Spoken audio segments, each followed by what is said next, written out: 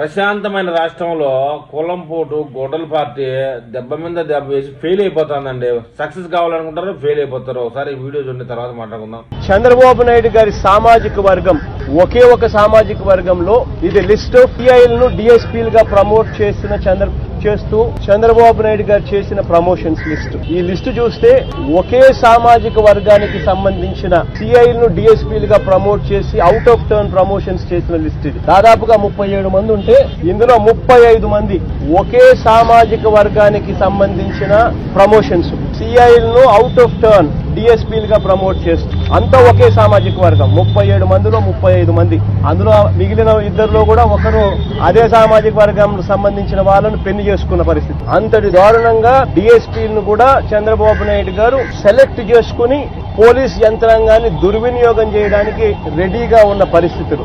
సొంత సామాజిక వర్గానికే చంద్రబాబు ప్రాధాన్యత ఇచ్చారు. కమ్మకు 15, కాపులకు 4 మంత్రి పదవులు కేటాయించగా రెడ్డి సామాజిక వర్గానికి కేవలం 3 మంత్రి పదవులు మాత్రమే దక్కాయి. వైఎస్ జగన్ తో పోల్చుకుంటే సామాజిక న్యాయంలో చంద్రబాబు ఫెయిల్ అయ్యారనే చెప్పాలి. మీకెట్లా తెలుసు కమ్మ అనుంటే ఉద్యోగం ఇస్తున్నారని? అంటే ఎవరైతే హైకోర్టుకు వెళ్లారో వాళ్ళు తీసుకొచ్చిన డేటా నేను చూశాను. సో అంటే ఈ సర్టిఫికెట్స్ ఉన్నాయి కదా, స్పోర్ట్స్ సర్టిఫికెట్స్, అవి అందులో మెరిట్ ఓహో మొత్తం వాళ్ళు ఉన్నారా చూడకుండా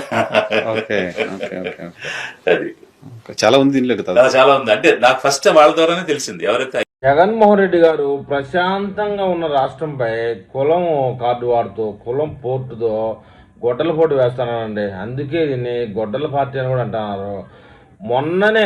నిన్నగాక మొన్న కమ్మ డిఎస్సీపై ఫేక్ ప్రచారాలు చేసి కోర్టులో దెబ్బలు తిని ఈ యొక్క డిఎస్సీ ఫేక్ మీద ఫేస్బుక్ ఐడి కూడా బ్లాక్ చేసి పడిందండి.